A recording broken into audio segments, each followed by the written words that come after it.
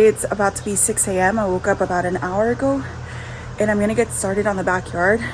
Normally I'd take it a little bit slower, but we got a call last night and somebody's gonna come look at the house in about 5 hours or so at 10 a.m.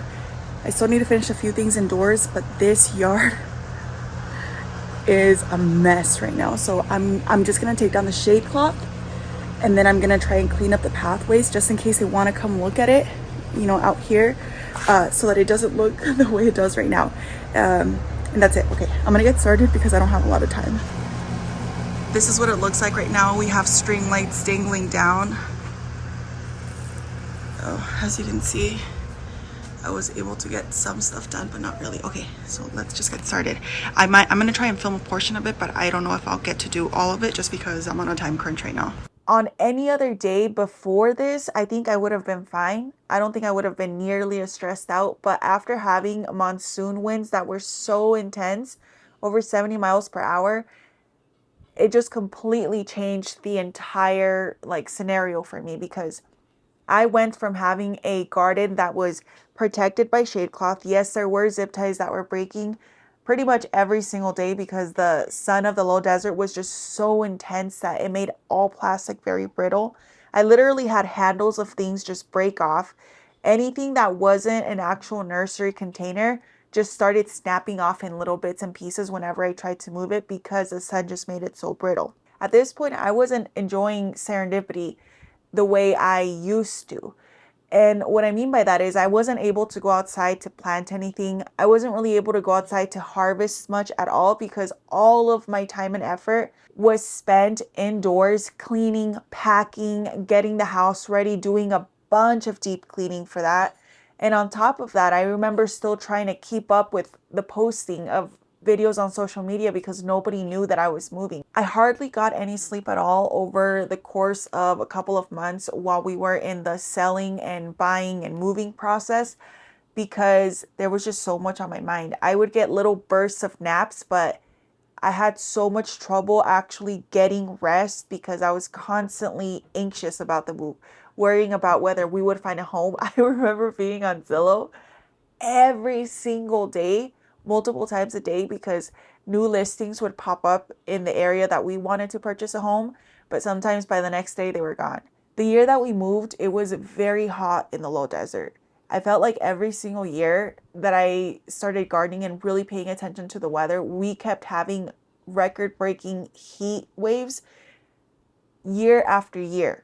And so when the monsoon winds came in, unfortunately, they didn't really bring any rain with them. It was just crazy dust storms, super high mile per hour winds, and seeing trees just knocked down all throughout the neighborhood. And it wasn't just a neighborhood, it was a city. There was trees knocked down everywhere, roads closed off, or roads that were blocked partially by trees just snapping and falling over, or branches of trees being torn down.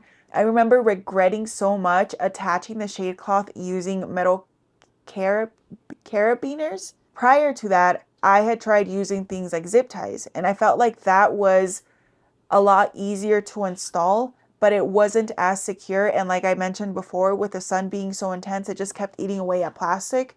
So I didn't want to have to keep climbing up and down the ladder to replace those zip ties because it was actually very difficult to navigate the ladders around all of my potted trees and potted plants.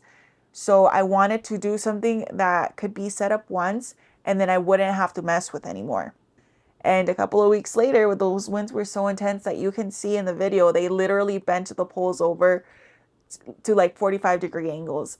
And the craziest part was that the shade cloth was still attached to the poles because those little metal rings held on so well that instead of the shade cloth just snapping off like it would have done with zip ties, it pulled the poles over until they were completely bent, but they still stayed intact. Once I'm done cleaning up on this day, I'm gonna take you back a couple of days to what Serendipity looked like before those monsoon winds hit, because the garden was looking stunning. I felt so good, and this is why I was torn about taking the trees with me, is because everything looked so lush and so beautiful that I felt like I didn't want to touch it and ruin it. and I wanted it to stay that way for anyone else that wanted to live in this home.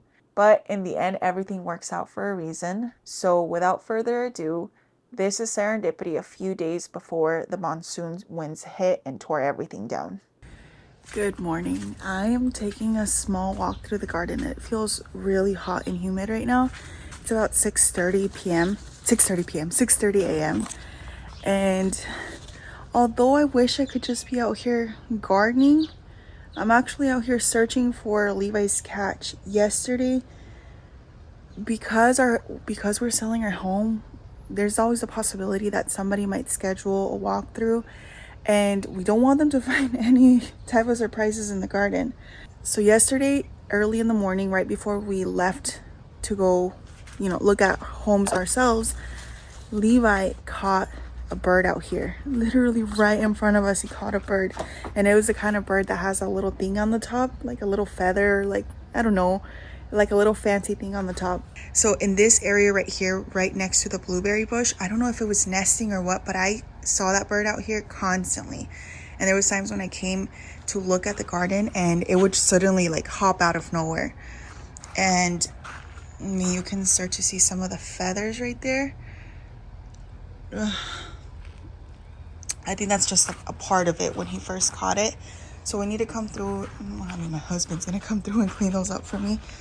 But then yesterday, after he caught it, I saw him. You can see some of the feathers right here. I saw him coming. And then there's a few more right there. So I saw him dragging it out into, the heart of Serendipity. But I just walked through and I can't find anything. And I see a few more feathers, and I want to find it as soon as possible because it's heating up very, very quickly here in the low desert. The last few days have been unbearable. We've had days that are 114 degrees. Wow, this rose looks so beautiful and different than how it usually does. It's a peace rose. When we're lucky, it's like 107, 108. But this is nothing because the low desert is still in preheating mode. So right now I'm looking for this bird. Oh my goodness. And the reason I need to find it is with the heat getting so bad, we need to dispose of it. Otherwise, what tends to happen is things start to explode. And I know that sounds insane, but I kid you not, like the decomposition begins very, very quickly. I know because Levi is constantly catching something. I keep thinking, what if he buried it? But he wasn't covered in dirt or anything, and I don't think he would have eaten it that quickly. Once we came out to look for it, we could not find it anywhere. The garden itself is looking so beautiful. Oh my goodness. I had pruned the grapes back very heavily, and now look at them. And then the Don Juan climbing roses are pushing out so much growth. I've definitely gone in and pruned them back because the canes were just so long. And now I'm starting to see another flush coming through, which I'm excited about because hopefully when someone comes to look at the house, they can see it full of roses in it. It'll get them to fall in love with it. And I also wanted, now I'm a little bit worried. What is that?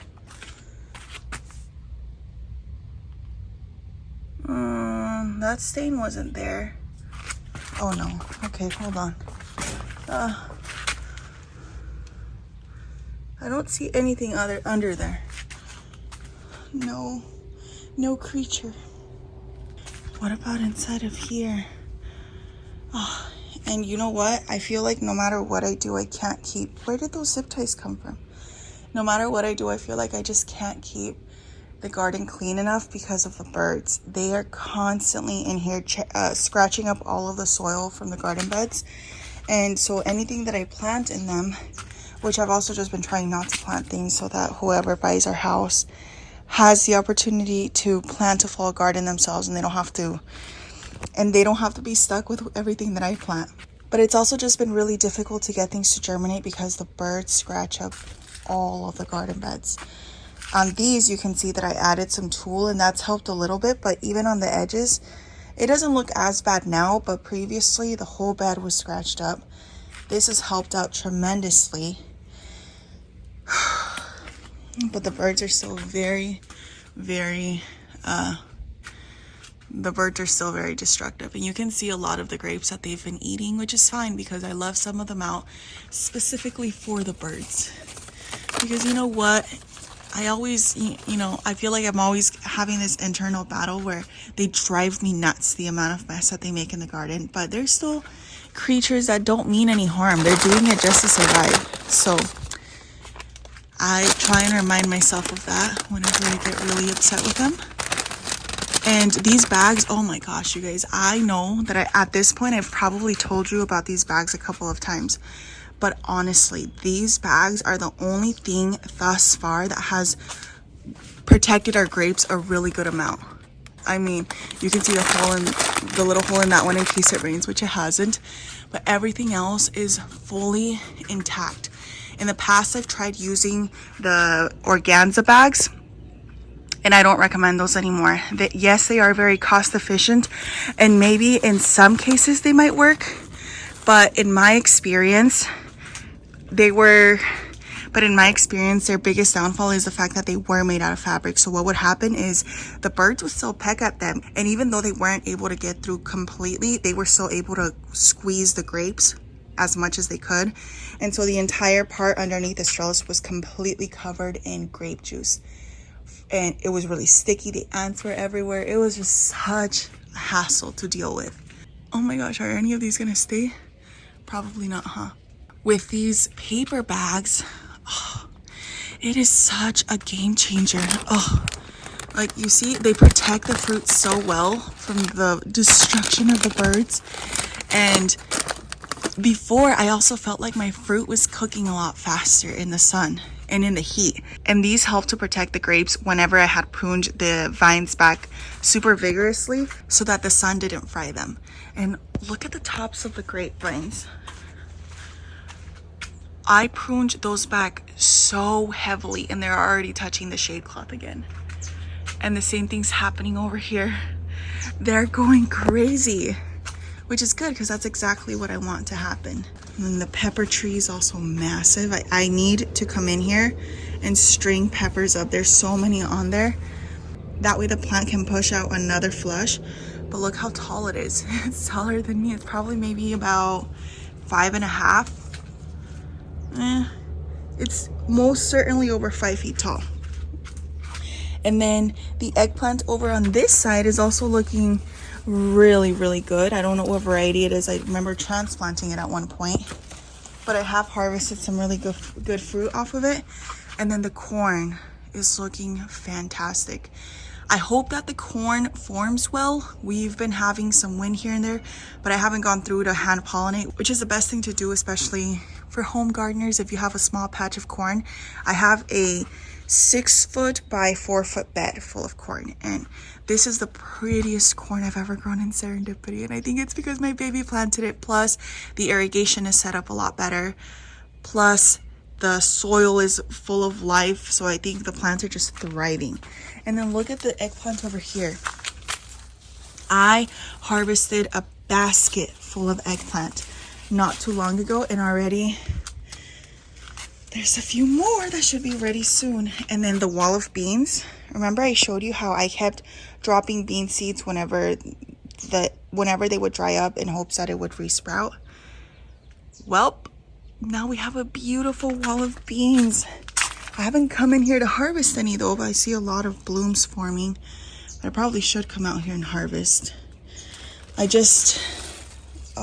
then there's a lot of lettuce that's self-seeded right there, right? No, that's not. Is it lettuce? It's just bolting. I haven't been out to the garden as much as I usually do. Even in the summer, I usually wake up before the sun is up and I'm out here gardening. And I haven't just because, I don't know, it just feels so weird because I know that I'm moving. I know that we're in the process of selling this home. So I feel like I need to emotionally detach myself from the garden. That way it'll be easier to let go of it for something better. And even though I'm bringing the containerized plants with me, I'm still leaving the heart of Serendipity behind. And I know I'm going to start over and I'm going to make it even better. And I'm going to fix all the mistakes that I wish I could have fixed here. Certain layouts and garden design. But it's so hard, you know. But it's still hard. And because we're in the process of moving, I feel like all of my time is spent right now just working. And since YouTube is okay, so here's the thing. I used to do TikTok and YouTube. YouTube is just way more stable. It actually compensates its creators very, very well. And I just don't have the time or energy to focus on two platforms right now. There's just a whole lot that I have to do constantly. So there was a point where I wasn't posting on either platform because I just couldn't even get through editing a project, because I would start editing a project for YouTube. It was really, really long.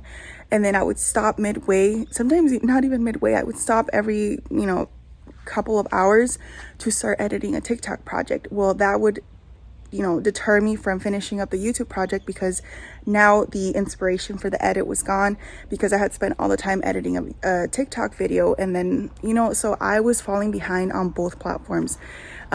Sometimes I would edit a YouTube video, so I would be super behind on TikTok, and sometimes I would edit a bunch of TikTok videos and not post at all on YouTube. And so finally I was like, okay, I had to stop and realize that I am one person and there's only so much I can do, and my focus isn't the greatest if it's branched out in too many directions. So until we sell this home, and hopefully even after that, my main focus is YouTube. I don't even have the TikTok app on my phone anymore. At one point I deactivated it, but I didn't realize that all of my videos would be gone too, and I felt bad whenever I was getting messages from people saying that they couldn't find my videos and that they still watch them. So I felt bad. I reactivated it, but I just deleted the app from my phone and have not logged in maybe a few weeks at this point. But because I haven't been on TikTok, I have been so consistent with YouTube, posting 2 to 3 times a week, which is something I haven't been able to do since I started gardening. So maybe it's a bit of a good thing. Anyways, hopefully I was in frame because my hand was getting so tired. I should have brought a tripod with me, but I never think about doing that.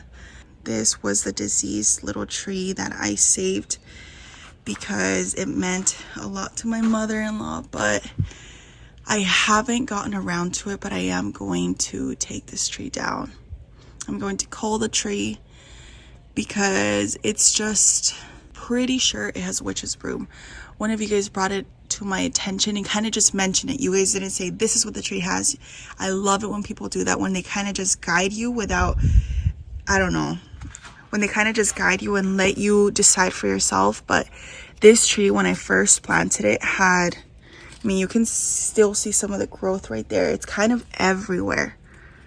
And I mean everywhere. Even the parts where the healthy branches are coming out of, there's also parts where there's this abnormal growth and it doesn't make any fruit and it doesn't really make any leaves. There are some shoots that pop through, but the majority of them have that Witches Broom look to it, where it doesn't have any leaves, it doesn't have any fruit, and it has these weird like clumps of growth, like those right there. And the night when my husband first dug up the tree, it had really big ones sticking straight out, and I've pruned them back significantly, but I can still see a lot of them everywhere. So I need to cull this tree, even though it has fruit and everything, and I know it's going to hurt so bad to do it, but I feel successful because I got the tree to this point. It's out in the orchard. It's fruited for me at this point, fruited heavily.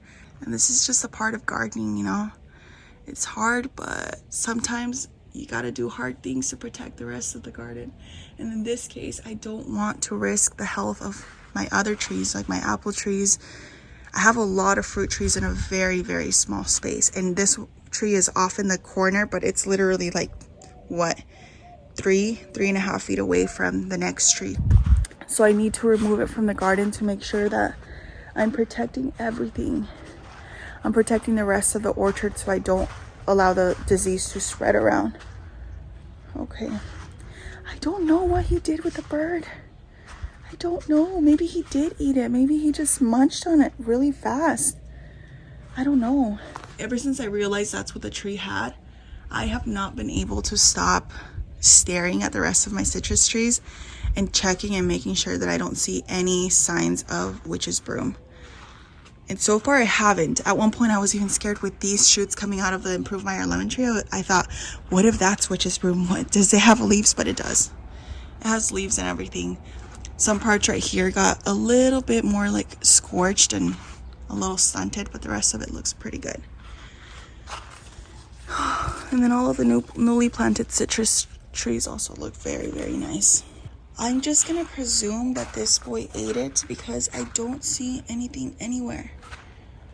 Oh, I will have to come in here though and pick up all the feathers. Get rid of those before somebody comes to look at the house. Other than that, the garden is looking marvelous. So green and lush, and it feels really cool to know that all of this has happened without any of my help recently. Usually I'm out here hands-on, taking care of everything in the garden to try and get it to look like this. And this year I've been able to take a step back, especially with this move. Instead of spending my weekends out here looking after the garden, we've been spending them driving up to look at possible properties. And it's definitely not an easy process. It's a very, very stressful, time-consuming process, and something that we're giving a lot of thought to before we settle on a property. And also, it's just hard to find properties right now because they're so expensive. But I think it's gonna work out in the end the way it's supposed to. And in the meantime, Serendipity looks beautiful.